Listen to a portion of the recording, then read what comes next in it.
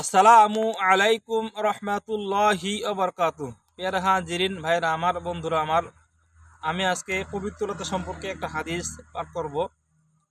ক্বালা ক্বালা রাসূলুল্লাহি সাল্লাল্লাহু আলাইহি সাল্লাম আত-তুহুরু শাতরুল ঈমান। আল্লাহ রাসূল সাল্লাল্লাহু আলাইহি সাল্লাম ইরশাদ করেছেন যে পবিত্রতা ঈমানের অঙ্গ।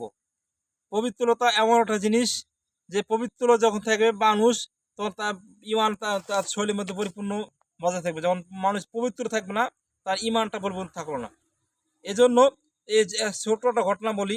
আল্লাহ রাসূল সাল্লাল্লাহু আলাইহি সাল্লাম একদা রাস্তার পার দিয়ে যে হাঁটতেছেন, পিছনে সাহাবা আজমাইনদেরকে নিয়ে হঠাৎ এক কবরের পাশে উনি দাঁড়ায় গেলেন।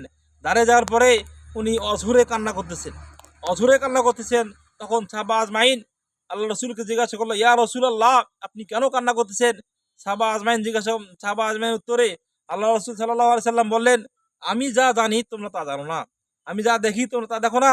বললো, ইয়া রাসূলুল্লাহ, আমাদেরকে বিষয়টা জানিয়ে দেন। আল্লাহ রাসূল সাল্লাল্লাহু আলাইহি সাল্লাম বললেন, দেখো, আমরা কয়েকদিন আগে আমাদের সাথী ভাইকে এই কবরে দাফন করেছি, কিন্তু আজকে দেখতেছি এই কবরের পাশে যাচ্ছি, যাওয়ার সময় লক্ষ্য করলাম এই কবরের মধ্যে অনেক আযাবে ফেরেশতা আসে, আমাদের সাথী ভাইকে গ্রেফতার করে তা কঠিন আযাব দিচ্ছে। কন্যা নাউজুবিল্লাহ। তখন সাহাবা আজমাইন সবাই অবাক হয়ে তাকে আল্লাহ রসুলকে বললে, ইয়া রাসূলুল্লাহ, কেন ওই ব্যক্তিকে আযাব দেওয়া হচ্ছে?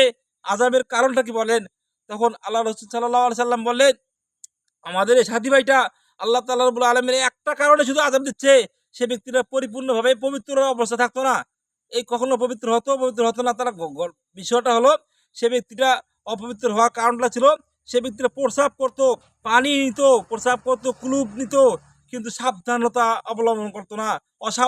অসাবধানতাভাবে চলাফেরা করতো। সে ব্যক্তিটা প্রস্রাব করতো, কুলুপও নিত। কুলুপটা নেওয়ার যে সঠিক নিয়ম আছে, নিয়মটা সঠিক পালন করতো না, কুলুপ নিতেও ফেলাইতো। কারণ আল্লাহ রাসূল সাল্লাল্লাহু আলাইহি সাল্লাম বলেছেন যে প্রস্রাব করার পরে পুরুষ মানুষ কুলুপ নিবে কমপক্ষে 40 কদম হাঁটতে হবে। এই পর্যন্ত সময় কুলুপ নিতে হবে। যদি না হাঁটার জায়গা না থাকে, 40 কদম হাঁটতে যে সময়টা লাগে, এই সময়টা ধরে রাখতে হবে। এবং পানি নিতে হবে। পানি নিলে পরিপূর্ণ পবিত্র হওয়া যাবে। আত-তুহুরু শাতরুল ঈমান, যে পানি হলে পরিপূর্ণভাবে পরিষ্কার হয়ে যাবে।